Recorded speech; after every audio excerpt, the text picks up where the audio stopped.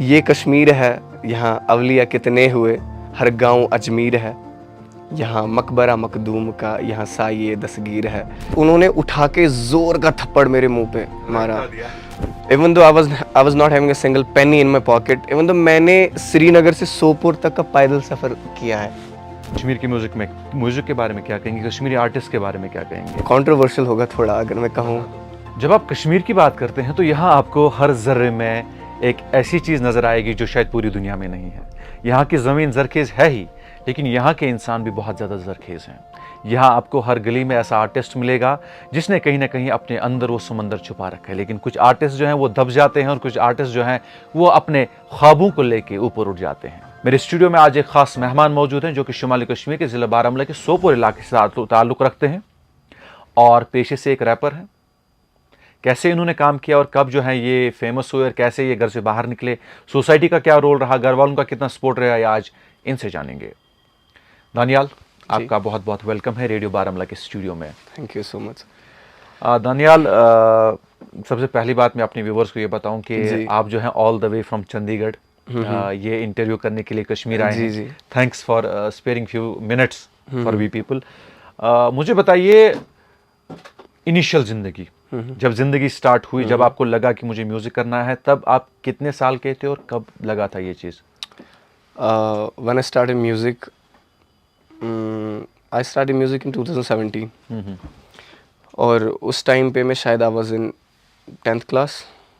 तो वहाँ से ना मेरा म्यूज़िक का ना, एक्चुअली मुझे म्यूज़िक करने का शौक़ तो बचपन से था। When I was in first class तो एक नई मैडम आई थी, छोटा सा इंसिडेंट, तो सबको पूछ रही थी कि आपका एम क्या है, आपका नेम क्या है, सब कुछ पूछ रही थी। तो मेरी बारी जब आई तो उसने बोला stand up, what's your name? मैंने बोला जेडी दानियल। जेडी दानियल, तो उनको ये क्या है, क्योंकि मैं बचपन से ना ऐसे थोड़ा था इस चीज़ में। तो उन्होंने बोला कि अच्छा ठीक है, व्हाट्स योर एम? मैंने बोला I want to become a rapper. क्या उस टाइम पे नहीं था ये क्या है, कॉन्सेप्ट नहीं तो उन्होंने उठा के जोर का थप्पड़ मेरे मुंह पे रैपटा दिया। तो अगर अफशाना मैम सुन भी रही है तो उन्होंने बहुत थप्पड़ जोर का मारा। तो पीछे मेरा दोस्त था, वो मेरे साथ ही, उसको पता है कि क्या है क्या नहीं है। तो उसने मैम को बोला मैम ये एक गाने का तरीका है, आपने बोहेमिया को सुना है? क्योंकि उस टाइम पे बोहेमिया का द रैप स्टार एल्बम आई थी। तो फिर जाके उसको समझ आया, तो पूरी क्लास देख रही है क्या हो गया क्या नहीं हो गया। तो वहाँ से मेरा म्यूज़िक करने का जो जुनून था स्टार्ट हो गया। देख के तो बोहेमिया पाजी कोई ओब्वियसली सी बात है, पॉइनियर ऑफ देसी हिप हॉप। तो फिर जब जो ही उम्र बढ़ती गई तो ज़्यादा शौक बढ़ते गए। लेकिन पहला गाना मैंने ड्रॉप किया इंडिपेंडेंट 2017 में, पहला गाना, तो उसका नाम था बरादरी। तो उस टाइम पे उतना नहीं पता था ज़्यादा, लेकिन जैसा भी था ठीक था, स्टार्टिंग मेरी हो गई थी। तो पहले घर वालों को लगा यार ये तो शौक के लिए कर रहा है। When I complete my 10th, 11th, 12th, मैंने 4-5 गाने डाल दिए इन 3 सालों में। And when I pass my 12th class, marksheet आई, मैंने पापा के सामने रखा। तो उसके बाद मैंने बोला कि यार मैं कोई अपना करियर बनाना है। अब कैसे करूं क्या करूं उतना तो नहीं पता, कुछ नहीं पता, लेकिन बस करना है।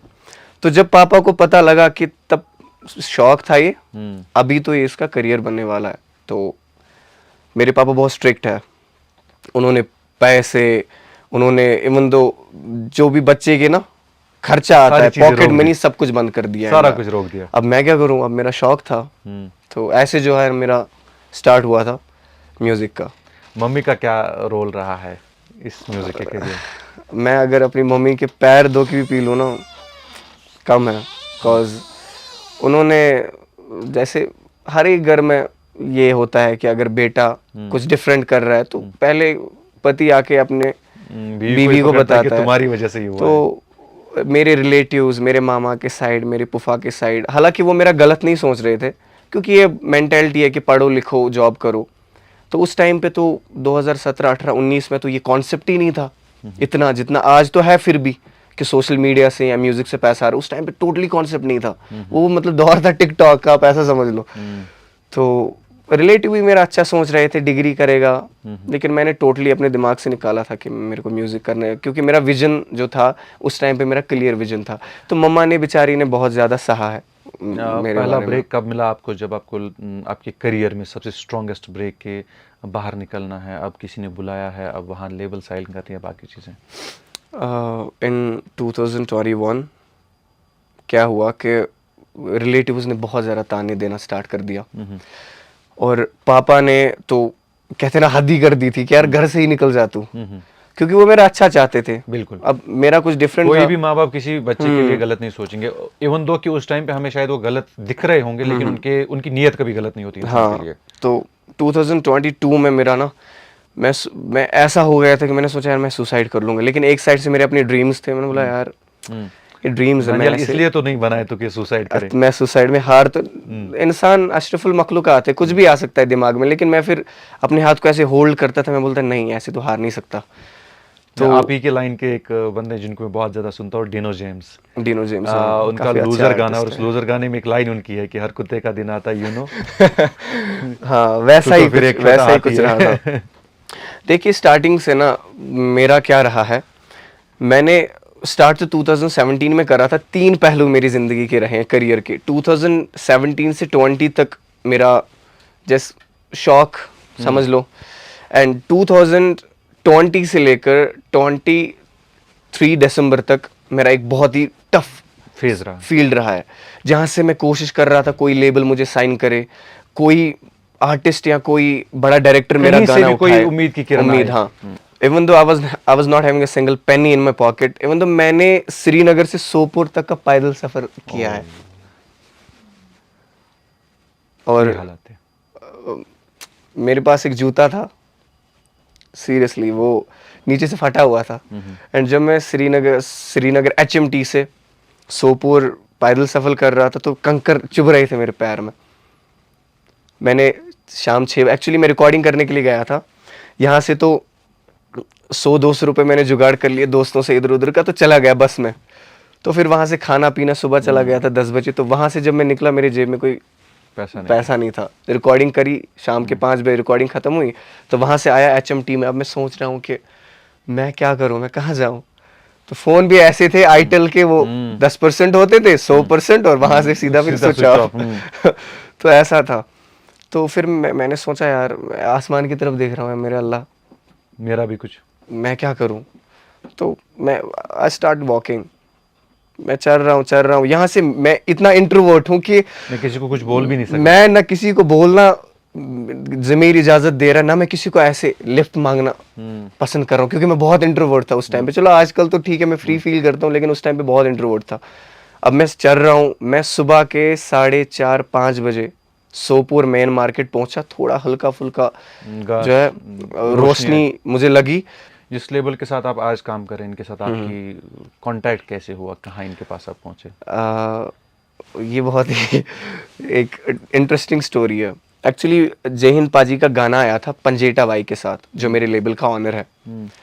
तो मैंने गाना सुना, मैंने 2 गाने आए थे उनके, मैं सुन रहा हूँ, मुझे पंजेटा बाई काफ़ी अच्छे लगे बहुत ज़्यादा, उनकी लिखाई का तरीका या उनका फ्लो, उनका म्यूज़िक सेंस। तो मैंने इंस्टाग्राम पे सर्च करा पंजेटा ऑफिशियल, तो मेरे मैनेजर है, हमने डिस्कस करा कि DM करते हैं।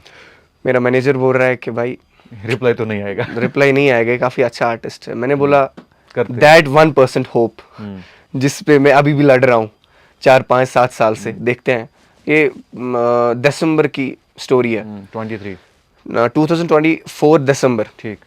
तो मैंने DM करा, मैसेज लिखी, मुझे कोई मतलब होप ही नहीं था, दैट 1% होप, मैंने शायद करेगा रिप्लाई बाई। तो 2 दिन हुए, तो 2 दिन के बाद, क्योंकि मैं अपना इंस्टाग्राम हैंडल नहीं करता था, तो मेरे मैनेजर मुझे कॉल कर रहा है, पंजेटा भाई ने रिप्लाई किया। मैंने बहुत सीरियसली बोला हाँ रिप्लाई किया, क्योंकि मेरा इंस्टाग्राम यही चला था। मैं ज़रा डिस्टर्ब ही रहता था स्ट्रगल के चक्कर में, फैमिली प्रॉब्लम्स, तो ये चलाते थे मेरा पूरा सोशल मीडिया। सिंपल रिप्लाई दिया, मैंने बोला रुको मैं लॉगिन कर रहा हूँ, मैं खुद बात करता हूँ। तो मैंने बोला भाई आपके साथ बात करनी है कॉल पे। तो भाई ने मुझे नंबर सेंड करा। तो जब उन्होंने नंबर मुझे सेंड करा तो बोला कॉल मी। मैंने कॉल करा, तो थोड़ी बात हुई, तो उसने बोला भाई जेडी क्या है ना, मेरे यार दोस्त की शादी है, मैं शादी पे हूँ, कैन वी टॉक टुमारो? मैंने ओके ब्रो। तो इसने बोला call me in morning tomorrow. तो फिर मैंने सुबह कॉल करी, अच्छे से बात करी भाई ने। तो उसने बोला आ जाओ यार, एल्बम करते हैं, मैंने तुम्हारा काम देखा है, वो checking your YouTube, your Spotify, काफी अच्छा काम है, बस थोड़ा इक्विपमेंट्स या थोड़ा बजट का तुम्हारा इधर उधर का है, लेकिन तुम्हारा फ्लो, तुम्हारा टैलेंट, तुम्हारे लिरिक्स तो काफी अच्छे हैं यार, आ जाओ। अब मैं भाई को क्या बोलूं कि मैं किस स्टेज में, फिर आया ही नहीं है। हाँ, उस मैंने भाई को, अगर मेरे पास पैसे होते, I was having only 1000 rupees in my pocket, तो हरियाणा जाना था। तो मैंने भाई को बोला, अब मेरा वो होप भी खत्म हो गया था, मैंने भाई को बोला ईद के बाद, उस समय पे तो ईद आने वाली थी 2025 के दिसंबर, मैंने बोला ईद के बाद आते हैं, तो मैंने बोला तब तक मैं कुछ करता हूँ, चले जाते हैं। तो फिर मैं गया, सुबह मैं पूरी रात नहीं सोया एक्साइटमेंट के चक्कर में, तो पैकिंग करी व्हाटएवर। मैं मम्मी को रात के 12 बजे नॉक कर रहा हूँ, भी डरते डरते, क्योंकि मुझे पता है मेरा पापा बहुत उधर गर्म गए। दिमाग का है। तो मैं नॉक कर रहा हूँ, मम्मी दरवाजा खोल रही, बोला क्या है? थैंक गॉड पापा सोए थे उस टाइम पे। मैंने बोला मुझे कल फ्लाइट है, मुझे हरियाणा जाना है। मुझे बोला क्यों, कैसे? मैंने बोला है कुछ तो, मैं फिलहाल जा रहा हूँ, पापा को बोल देना। तो मैंने कर रहा हूँ सुबह। तो पापा भी उठे, उसने बोला क्यों, वो ये मुझे नंबर दो, कौन क्या है, किसके उनको साथ जाहिर सी में बात उनको पता नहीं है। बिल्कुल। मैंने पंजेटा भाई का नंबर भी दिया, वट एवर, वो ये कि सब हर बाप को टेंशन होती है अपने बेटे की। तो सुबह गया मैं, 9:30 फ्लाइट ली, पहुंचा मैं चंडीगढ़ से फ़ोन किया ड्राइवर को, वो वेट कर रहा था। जय हिंद पाजी के साथ कैसा इनकाउंटर रहा आपका जब आप उनसे मिले? देखो ये एक हम स्टूडियो में हमने कुछ गाने बनाए थे, उस सडनली पंजेटा भाई तो स्टूडियो में ही रहते थे, तो उनके घर में ही स्टूडियो है। तो उनने मुझे बोला कि जय हिंद पाजी आ रहे हैं। तो शौक था, क्योंकि 2008 से 9 से सुन रहे हैं हम जय हिंद पाजी को, पॉइनियर वो भी है देसी हिप हॉप के। मैं एक्साइटेड हो गया, मैंने बोला जय हिंद पाजी यार, बचपन से सुन रहे हैं हम हमें। तो उन्होंने बोला 8 बजे आएंगे जय हिंद पाजी दिल्ली से। तो जय हिंद पाजी आए, जब मैं सामने देख रहा हूँ जय हिंद पाजी को, and I was like shock, wow man, कि मैं इस काबिल हो गया कि मैं जय हिंद पाजी को सामने देख रहा हूँ। जो आपका रिसेंट लेटेस्ट गाना जो आपने रिलीज किया, उसके कुछ लाइंस आप हमारे ऑडियंस को? उसमें है, मेरी अकड़ दिखाए मेरे गाड़ी के टायर, अंडरवर्ल्ड में हाथ नहीं डाले मैंने पैर, बातें सुने कोर्ट या सोल्यूशन दे दी फैर, मेरी अकड़ दिखाए मेरे गाड़ी के टायर। ये जस्ट लाइक ये वो चीज़ें ना एक्सेप्ट कर पाएंगे वो लोग जो ना हिप हॉप को ज़रा सुनते हैं।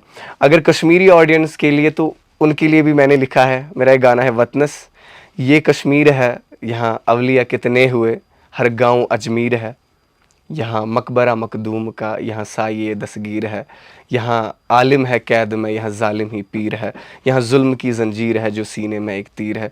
और जुल्म की जंजीर से मुराद क्लियर कर लेता हूँ मैं, क्योंकि बाज़ औक़ात ना लोग कुछ उल्टा जैसे ले लेते हैं। उल्टा ले लेते हैं। यहाँ मतलब लोग ड्रग करते हैं, ठीक है, तो ये एक जुल्म की जंजीर है जो अपने बच्चों ने ना अपने बाप के और अपने पैरों में डाला है, कि ये जुल्म की जंजीर है जो सीने में एक तीर है, ये मुराद उससे है। कश्मीर की म्यूजिक के बारे में क्या कहेंगे, कश्मीरी आर्टिस्ट के बारे में क्या कहेंगे? कंट्रोवर्शियल होगा थोड़ा अगर मैं कहूँ, बता दो। There is a lot of bullshit coming out from Kashmir, except some artists. मैं नाम भी लूंगा कि कौन कौन से अच्छे आर्टिस्ट हैं जिनको, बुरों का नाम लो ना। नहीं बुरों का छोड़ो, कहते हैं कि हमेशा पॉजिटिविटी की तरफ जाना चाहिए, नेगेटिविटी। अच्छे आर्टिस्ट में कौन कौन है?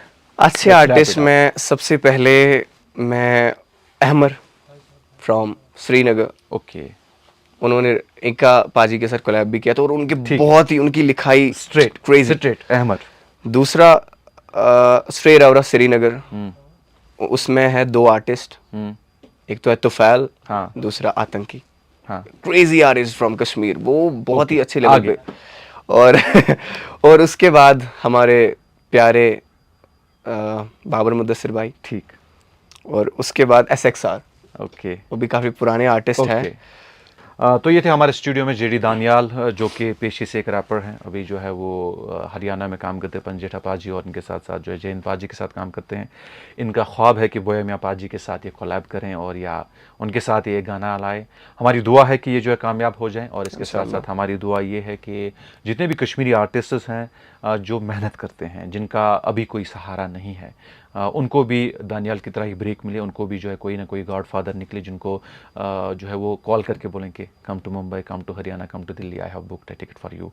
सबसे बड़ी बात, इस इंटरव्यू को ज़्यादा से ज़्यादा शेयर करें ताकि ज़्यादा से ज़्यादा लोगों तक पहुँचे। रेडियो 12 99.6 FM को देखने के लिए बेहद शुक्रिया।